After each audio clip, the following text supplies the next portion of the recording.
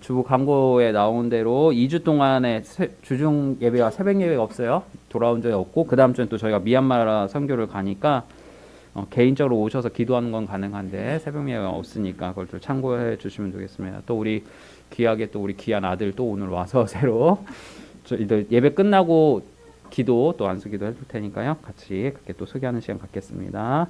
자, 우리 옆에 명절을 앞두고 있으니까 옆에 분과 한번 인사하실까요? 새해 복 많이 받으세요. 인사하겠습니다.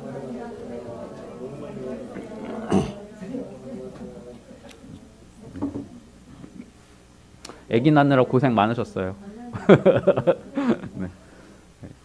되고 새해 복 많이 받고 우리 아이들도 건강하게 자라면 좋겠습니다. 이제 저희가 아기 가정이 4가정인데 빨리 교회가 부흥의 건물이 피아노 건물이 빨리 옆에 나가시길 바라야 되는데 그럴 수도 없고 참 아니면 우리 차길 건너서 가든지 해야 되는데 하여튼 기도 많이 해주세요. 네, 하여튼 하나님 뭐 인도하시겠죠. 네. 요즘은 너무나 가짜가 많은 시대가 되었어요. 그래서 AI가 더 똑똑해지면 오히려 가짜가 줄어들 줄 알았는데 오히려 AI가 발달이 돼서 가짜가 진짜처럼 나타나는 시대가 되어버렸습니다. 엄밀히 말하면 이상한 시대가 돼버린 거죠. 뭐 여러분들이 잘 아시겠지만 비트코인은 이 암호화폐라는 건 사실 가짜를 구별하기 위해서 만든 기술이거든요. 그것을 식별하기 위해서. 그런데 이게 이상해져서 이제 투기판이 되어서 이상하게 돼버리는 건데 원래는 이 비트코인이라는 게 가짜를 식별하기 위해서 만들어진 기술이에요. 또 아시는 것처럼 우리 창조 형제 다닌 회사가 그 아시죠? QR코드를 해서 그 짝퉁들을 구별해내는 그런 그 기술을 갖고 이렇게 가짜를 식별하는 바코드를 만드는 회사잖아요. 그러니까 진짜가 무엇인지 알아야 우리가 휘둘리지가 않는데 그리고 행동할 텐데 가짜가 판을 치니까 가짜를 구별하지 못하니까 절이 휩싸이고 일이 휩싸이고 그렇게 해서 좌지우지 되는 것이 아닌가 생각이 됩니다. 2016년도에 보시면 책 한번 보시겠어요? 휘둘리지 않는 힘이라는 책이 있었습니다. 이렇게 나왔어요. 이 책은 뭐냐면 셰익스피어 아시죠? 셰익스피어는 이제 희극이 있고 비극이 있는데 4대 비극을 이제 책을 냈어요. 그래서 오른쪽 보시면 햄릿, 맥베스, 리어, 오셀로 네, 이렇게 해서 나오는데 이 4대 비극에 대해서 나오는 등장 인물에 대해서 이 휘둘리지 않는 힘이라는 작가가 그 나오는 인물들을 구도를 분석을 한 거예요. MBTI처럼. 예를 들면 이런 것이죠. 이제 햄릿에 나오는 햄릿. 햄릿은 어떤 사람이냐? 자신이 목표한 삶을 살고자 하는 의지가 무척 강한 사람. 리어 왕의 리어는 후회형으로서 자신이 한계에 놓여야만 비로소 그때서 자기가 무엇을 잃고 있는지를 깨닫는 그런 사람. 그 다음에 막베스의 막베스는 외향으로 영무꾼이고 살인자이면서 또 내면으로서는 자기가 막 저지르는 그 죄악의 양심의 가책을 느끼면서도 순간 행동으로는 몹쓸 짓을 하는 그런 인간, 이중적인 인간을 나타내고요.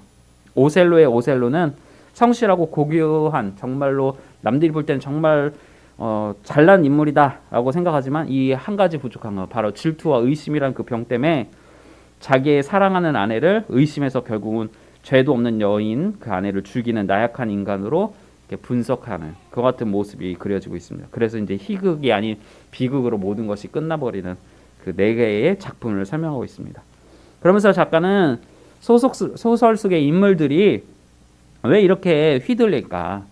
그런데 이것이 답은 소설 속의 그 주인공들만 그런 것이 아니라 현실 세계 속에서도 보니까 악당들에게 속아서 휘둘리는 사람들이 많다는 것을 말하면서 내 안에 휘둘리지 않는 힘을 있어야 되겠구나라는 것을 설명합니다.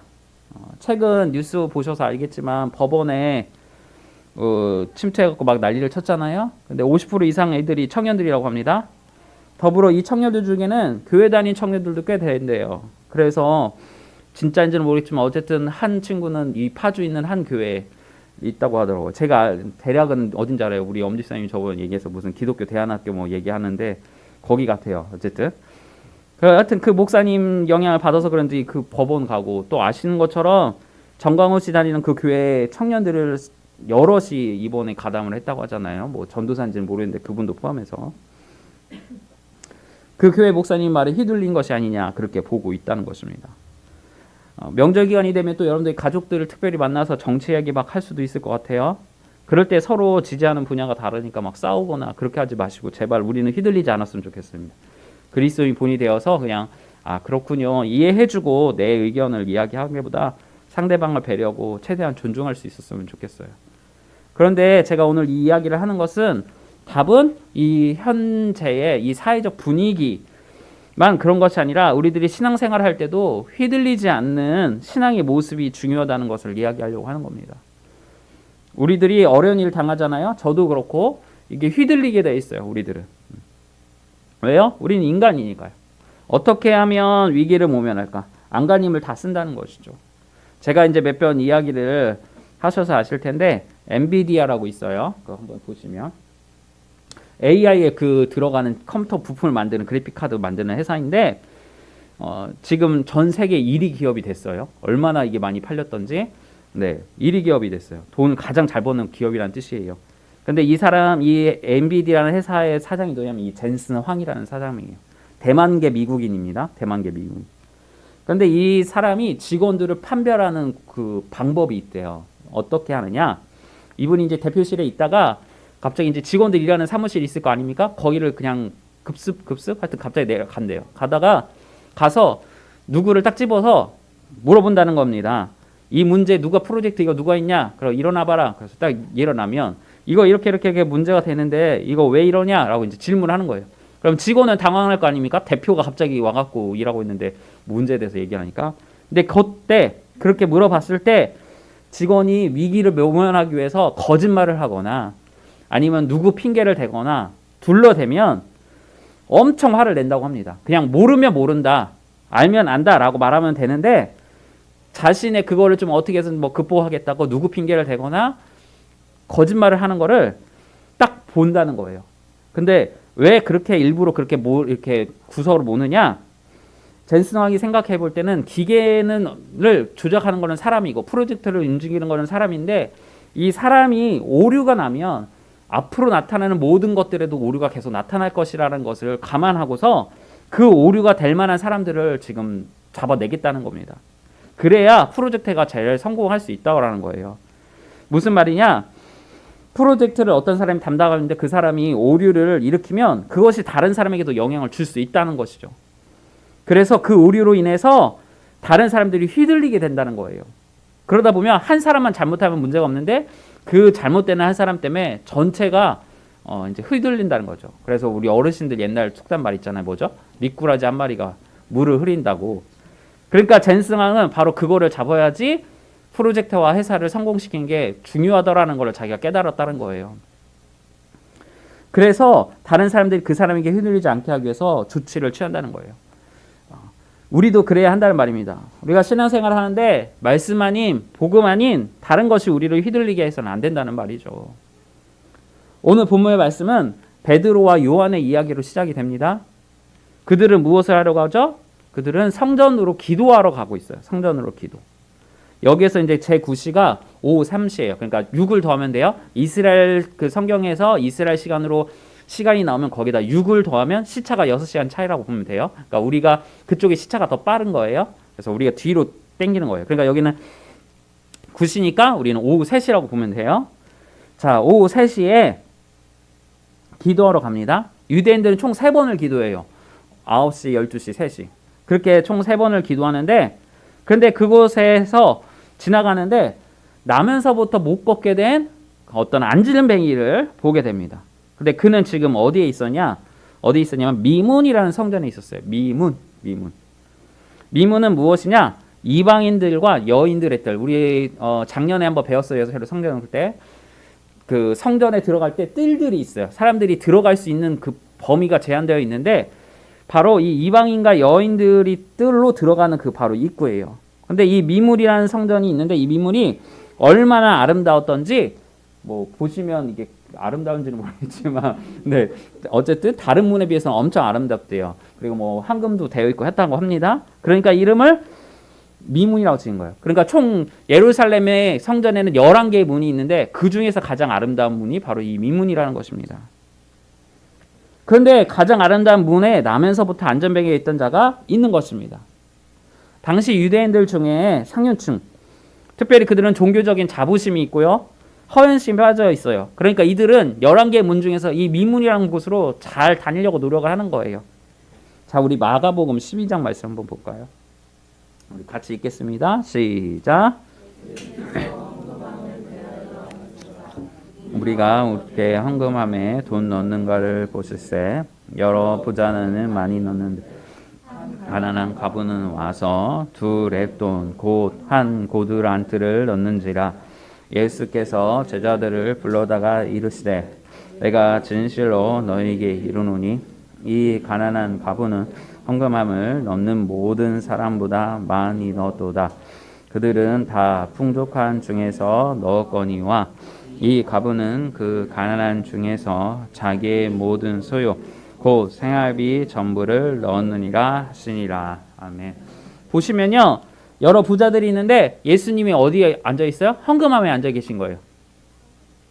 그러니까 이 부자들이 자신들의 부를 자랑하려고 예수님 앞에 잘 보이려고 했던지 예수님 앞에서 헌금을 막 큰 돈을 막 넣는 겁니다. 그걸 보시고 예수님이 그들을 책망하시려고 비록 2렙돈, 지금으로 따지면 이제 3,000원 돼요. 한 렙돈 한 1,500원 되거든요. 3,000원 정도 넣은 그 헌금한 가부를 가장 많은 헌금을 넣었다, 가장 귀한 헌금을 넣었다, 앞에 많은 부자들이 돈 든 것보다 이 여인이 정말 귀하게 헌금을 냈다라고 하면서 칭찬을 하시는 겁니다. 이처럼 당시 사람들은요, 허영심으로 종교 생활을 했던 사람들이에요. 그러니까 가장 아름다운 문으로 오고 가는 그 사람들에게 이 안진뱅이가 어떻게 해요? 구걸을 하려고 하는 거예요. 다른 문보다는 이 민문으로 오고 가는 사람들이 돈이 많으니까 11개의 문 중에서도 이 민문이라는 곳에서 구걸을 했다고 보는 것입니다.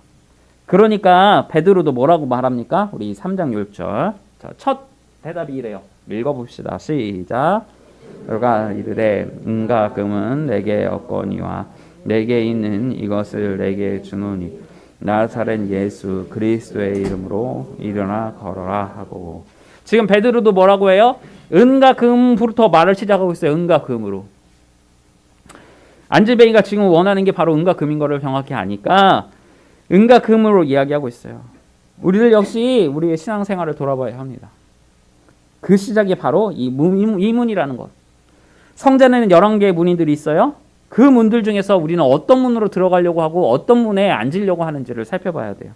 우리 나머지 10개 문 한번 제가 정리해서 봤어요. 자, 보이시는지 모르겠습니다.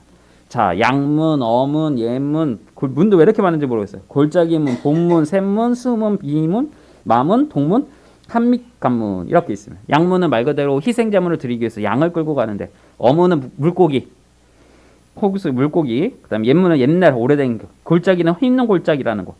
본문은 뭐야? 쓰레기 오물 버리는 그다음에 샘문은 당연히 물, 샘물이 나오는 곳. 그다음에 수문은 뭐예요? 생수를 공급을 받아야 될 거 아닙니까? 물이 흐르는 문. 마문은 뭐예요? 전쟁터에서 말들이 사용하고 통로하는 문. 그다음에 중요한 것, 동문. 자, 동문 한번 읽어볼까요? 메시아가 시작. 자, 그들은 예수님이 그러니까 메시아가 오면 이 동문으로 예루살렘 성전에 들어갈 것이다라고 해서 믿고 있었어요. 그게 에스겔서 44장 1절과 3절에 보면 그렇게 나와요. 나는 에스겔에게 나는 이 성전에 들어갈 때 이 동문을 통해서 나갈 것이다. 장차 올 왕은 이곳으로 갈 것이다라고 예언의 말씀을 하세요. 그 다음에 한밑간문은 군대들이 오고 가는 곳. 결국 우리는 안진뱅이처럼 미문에 앉아서 구걸해서 돈을 받을 수 있을까라고 생각할 수 있다는 거예요. 많은 문들이 있어요. 근데 그 문 중에서 이 앞에 것들을 보니까 결국은 미문이 가장 아름답고 화려하고 부자들도 여기로 많이 돌아다니니까 다양한 문들 중에서 미문에 앉아서 구걸하는 것이 당연할지 모르겠습니다. 그것이 상식일지 모르겠어요. 하지만 보세요. 우리는 미문보다는 어디로 가야 되느냐? 양문이 됐던 동문으로 가야 돼요. 이해가 되시나요? 우리 38년 동안 고생했던 어떤 병자의 이야기 한번 보겠습니다. 우리 요한복음 5장. 네, 읽어볼까요? 시작. 여기 38해 된 병자가 예수께서 그 누운 것을 병이 벌써 오래된 줄 아시고 이르시되 내가 낫고자 하는. 병자가 대답하되 주여 물이 움직일 때 나를 못에 넣어주는 사람이 없어 내가 가는 동안에 다른 사람 내려가나이다. 아멘. 지금 예수님이 눈앞에 있는데도요, 이 38년 된 병자는 다른 치료법을 찾고 있어요. 얼마나 미련합니까? 그냥 예수님께 예수님 저 낫게 해주세요 말 한마디 하면 끝나는 문제예요. 모든 것을 치료하시고 죽은 자도 살리시는 그 예수님이 눈앞에 있는데도 불구하고 뭐라고 표현해요? 천사가 어느 연못이 있는데 그 연못에 천사가 갑자기 어느 날 내려와서 못을 탁 만지면 그때 빨리 잽싸게 먼저 들어간 사람은 모든 병이 낫더입니다. 그래서 제가 여기 연못 근처에서 이렇게 38년 동안 죽치고 앉아 있는 겁니다. 누워 있는 겁니다. 근데 나를 데려다 주는 사람이 없네요. 예수님한테 데려달라고 지금 이야기하고 있는 겁니다. 고쳐달라고 말을 안 하고. 아까 그 안진뱅이는 어떻죠? 여러분 생각 한번 해보세요. 이 안진뱅이는 오랜 시간 미문에서 구걸하던 사람으로 성경에서는 묘사하고 있어요. 그 이유를 어디에서 찾을 수 있나요? 이제 좀 이따 찾아보겠지만 이 사람이 이제 낫잖아요. 막 찬양을 하는데 10절에서 이 사람을 알아보는 거예요. 사람들이. 왜? 오랜 시간 동안 여기에서 앉았던 안진뱅이였던 거를 그 성전으로 기도하러 오던 사람들이 얼마나 많이 봤겠습니까? 그러니까 이 사람이 나음을 받고 깜짝 놀랐다라고 표현하고 있어요. 사람들이 그만큼 오랫동안 이 사람을 봐왔다는 증거입니다. 이 말이 무슨 말이죠? 이 안진뱅이는요, 예수님도 여러 차례 볼 수 있었다는 말이에요. 자, 그런데 예수님이 미문이 아니라 어디로 들어가신다고 하셨죠? 에스겔에서 동문이요. 동문. 에스겔 44장에서 그렇게 예언되어 있다면 예수님은 구약의 말씀을 이루어야 하기 때문에 미문으로 들어가시면 안 되고 동문으로 반드시 들어가셔야 돼요. 동문으로 메시아가 오는 것을 이 안진뱅이가 왔다면 미문이 아니라 지금 동문에서 앉아서 기다리고 있었다는 것이죠. 그래서 예수님이 언제 오실까라는 것을 기다리면서 내가 예수님 만나면 낫게 해달라고 해야지 라고 했어야 된다는 거죠. 이 안진뱅이가 에스겔 말씀을 믿고 있었다면 얼마 전까지만 해도 이 땅에 계셨던 예수님을 만나서 그는 깨끗함을 나음을 얻을 수 있었을 것이에요. 이해가 가시나요? 우리 마가복음 10장 말씀 읽어보겠습니다. 마가복음 10장. 자, 읽겠습니다. 시작.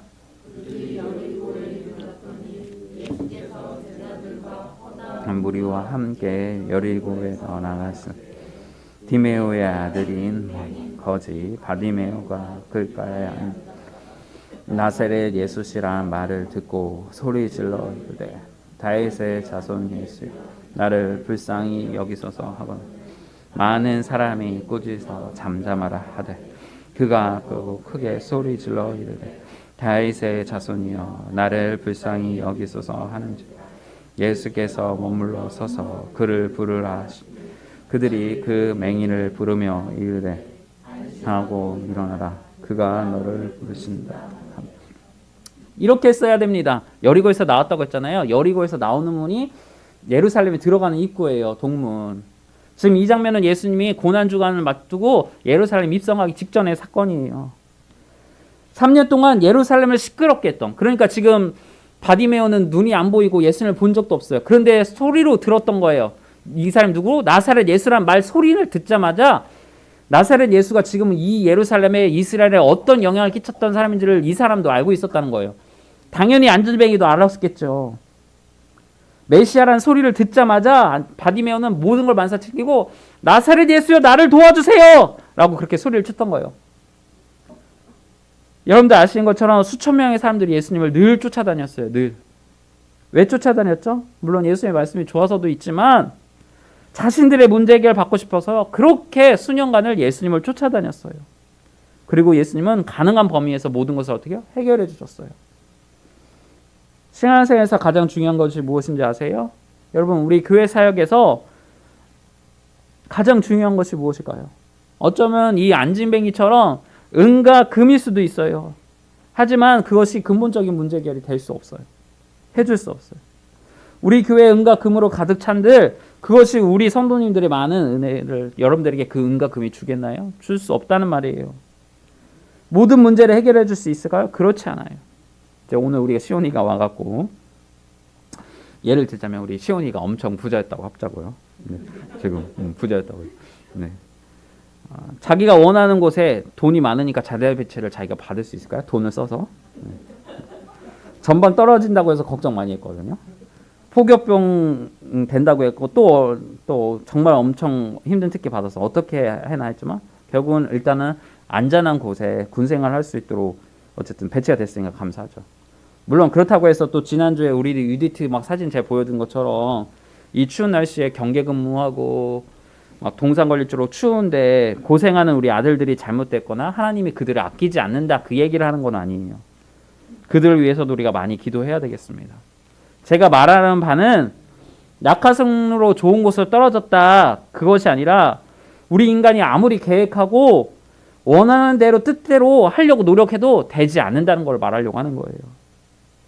시윤이가요 하나님한테 기도를 많이 했대요. 하나님 이 특기는 제발 받지 않게 해달라고. 그랬더니 그 특기를 받았대요. 하나님 이 지역은 가지 않게 해주세요. 그랬더니 그 지역으로 지금 군생활하고 있잖아요. 그 상황에서 동일히 해결해주지 못한다고요. 은과 금이 해결해주지 못한다고요. 그런데 세상의 가치관은요 여러분들에게 돈이면 다 해결된다고 세뇌시켜준단 말이에요.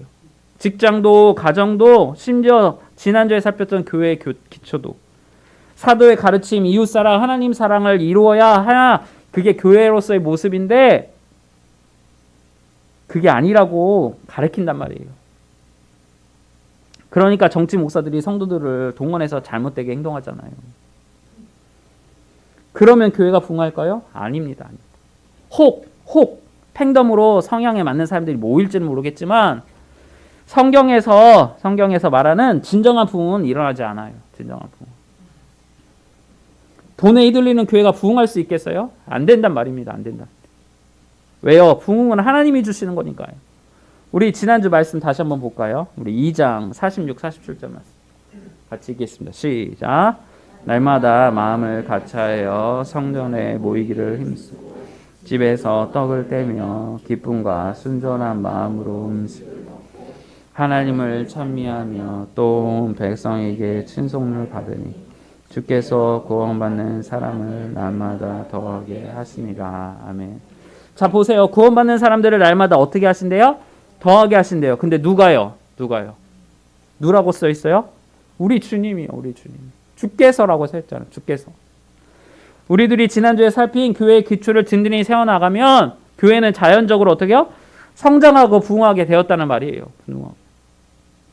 우리 성도님들 말씀대로요. 순종하면요. 하나님이 우리 교회를 성장시켜 주신다는 겁니다. 돈이 있어서 교회가 성장한다고 설명할 수 있나요? 부자들이 헌금 많이 해서 성장했다고 설명할 수 있나요? 아니잖아요. 아시잖아요. 우리 교회 부자들도 많이 없잖아요. 네. 장로님 계신데 장로님도 힘드시고. 근데 배가로 부흥했잖아요. 성도님들이 서로 사랑하고 예배 열심히 드리고 하나님 사랑하니까 주께서 구원받는 자의 사람을 날마다 더하게 하셨다. 성경에서 말해주고 있잖아요. 바로 이것이 휘둘리지 않는 힘이라는 것입니다. 안타깝지만 우리 윤석열 대통령이 아브라함 링컨처럼 청와대를 기도하는 처소로 바꿨다면 비상계엄을 선포했을까요? 그가 하나님을 믿지 않으니까 도사들 관저를 부르고 매일같이 스트레스 받으니까 술 먹고 그래서 우리들이 기도를 많이 해야 된다는 거예요. 우리 위정자들이 하나님을 두려워하도록 우리 국회의원들이 국회의원 그리스도들이 국회 말씀드렸잖아요. 국회 지하에 가면 기도처소가 있다니까요. 서로 자기 당의 이익을 위해서 싸우기보다 국회의원들 기도하는 국회의원들이 다니엘처럼 문을 활짝 열고 죽으면 죽으리라는 신앙을 갖고 하나님 앞에 3번 기도하는 그와 같은 국회의원들이 위정자들이 세워질 수 있도록 우리들이 기도해야 된다는 거예요. 오늘 말씀에 베드로와 요한처럼 하루 3번 기도하도록 기도하는 위정자들이 되도록 이 위기의 상황을 하나님께서 해결해달라고 기도해야 된다는 거예요. 위정자들이 권력과 돈에 휘둘리지 않도록 기도해야 된다는 거예요. 수많은 안수 집사, 장로, 권사 그런 국회의원들이 많다고 하는데 카톨릭 신자까지 합치면 기독교 신자는 3분의 2가 국회의원인데 그들이 왜 그렇게 제대로 못하냐고요. 권력과 돈에 휘둘리니까 그렇잖아요. 말씀의 중심에 기도를 갖고 하나님께 나아가야 되는데 저희가 다음 주 미얀마 선교를 가요. 제 마음에 불안한 마음이 있어요. 제가 막 이번 주 계속 아프고 또 모임 잘 못하고 또 뭐 이제 온유 또 이제 장례가 나고 또 에녹이는 갑자기 학교 때문에 못 가게 되고 여러 가지 상황이 생기니까 기도를 해야 되는데 기도를 많이 못해서 마음이 그래요. 그래서 제가 급한 마음에 막 금식 기도하고 있어요. 하나님 제발 도와주십시오. 안전하게 잘 다녀오고 하나님의 뜻이 이루어지는 선교가 되게 해달라고 기도하고 있어요. 사단 마귀가 얼마나 해방을 하는지요. 여러분들이 기도해 주세요. 여러분들이. 제가 이제 나중에 오늘 중에 카톡으로 기도 제목을 올려드릴게요. 보시고 기도해 주세요. 부탁 좀 드리겠습니다. 제 말씀의 결론을 향해 나아가려고 합니다. 오늘 말씀의 핵심이 무엇입니까? 안진뱅에게 필요한 것은 은과 금이 아니에요. 은과 금. 예수님을 만나야 한다는 복음이었습니다. 그가 비록 예수님이 이 땅 가운데 계실 때는 수시로 예수님이 성전에 들러 단락할 때는 예수님을 만나지 못했지만 다행스럽게도 그의 제자 베드로와 요한을 통하여 그는 오늘 예수님을 만나게 되었습니다. 그리고 베드로와 요한을 만난 사건은 바로 기도하러 가는 그 시간이었습니다. 우리는 이것을 기억해야 합니다.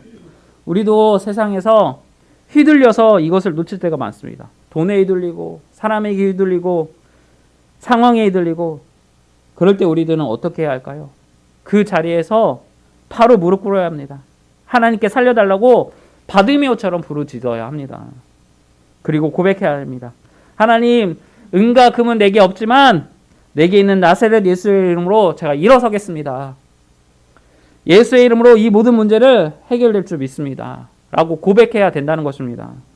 그럴 때 어떤 일이 일어나나요? 우리 마지막으로 10절 말씀 읽어보겠습니다. 10절 말씀 같이 읽을까요? 시작. 그가 본래 성전 미문에 앉아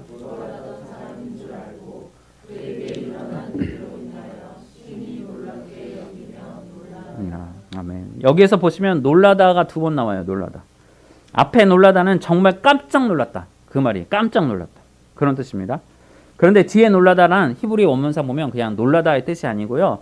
무아지경, 황홀한 상태가 됐다는 거예요. 황홀한 상태. 그리고 여기며라는 단어가 뭐냐면 점점 채워지다는 거예요. 그러니까 앞에 처음 놀란 것이 점점 채워져서 어떻게 해요? 완전하게 놀람을 그 극치를 뛰어넘어서 그냥 황홀한 상태로 됐다는 말이에요. 그러니까 여러분들이 어떤 일이 생겼을 때 주변 상황이 생기지 않고 하나님 앞에 말씀과 기도로 중심을 잘 잡고 계시면 하나님이 역사하셔요. 그리고 주변 사람들이 그 모습을 보고 어떻게 해요? 깜짝 놀란다는 거예요. 여러분들을 보고. 어떻게 저게 이렇게 되지? 세상 사람들의 입장에서는 놀랄 수밖에 없게 된다는 거예요. 하나님이 여러분과 역사하시는 것을 보면서 세상 사람들은 놀라는 거예요. 근데 그게 일시적인 게 아니라 점점 차고 넘쳐서 잠깐 놀라는 수준을 뛰어넘어서 황홀한 상태, 하나님의 영광이 충만해서 하나님의 역사에 충만한 상태가 여러분들의 가정과 직장과 삶의 터전에 나타나서 바뀐다는 말입니다. 저는 우리나라가 이렇게 될 줄 믿습니다. 하나님의 역사가 일어나 세상 사람들이 깜짝 놀라서 이거는 사람이 한 게 아니라 하나님이 하셨구나. 하나님의 영광이 충만한 상태로 하나님이 하셨구나라고 인정할 수밖에 없는 상태. 하박국의 말씀처럼 물이 바다를 덮어서 누구나 인정할 수밖에 없는 상태. 그런 상태가 될 것이라 믿습니다. 더불어 다음 주 가게 될 미얀마 선교 역시 저는 그렇게 기대하고 있어요. 우리 교회를 향해서도 마찬가지고요. 사랑하는 성도 여러분, 휘둘리지 마십시오. 세상의 가치와 철학에 휘둘리지 마십시오. 돈에 휘둘리지 마시고요. 화나는 나쁜 감정에 휘둘리지 마시고요. 기도하지 않는 사람들에게 휘둘리지 마시고요. 기도와 말씀으로 여러분들의 중심을 잘 잡으셔서 10절의 말씀처럼 하나님의 영광이 충만한 저와 여러분들의 시기를 주님의 이름으로 축원드립니다. 우리 이 시간 같이 찬양하겠습니다.